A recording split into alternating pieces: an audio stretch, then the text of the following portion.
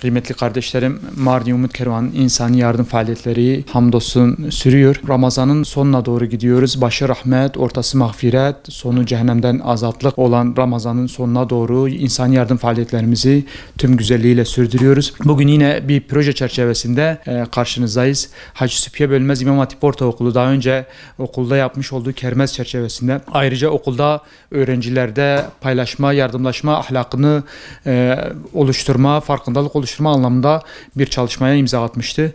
Bir miktar bağış topladılar. Ortalama 100 gıda kolisi şeklinde bunlar bir araya getirildi ve bize ulaştırıldı.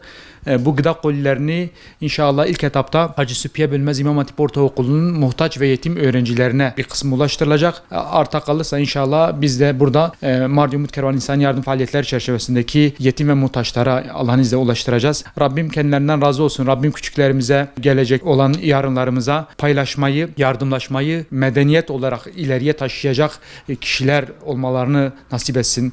Rabbim onlardan, sizden razı olsun inşallah. Allah'a emanetsiniz. Esselamu Aleyküm ve Rahmetullah.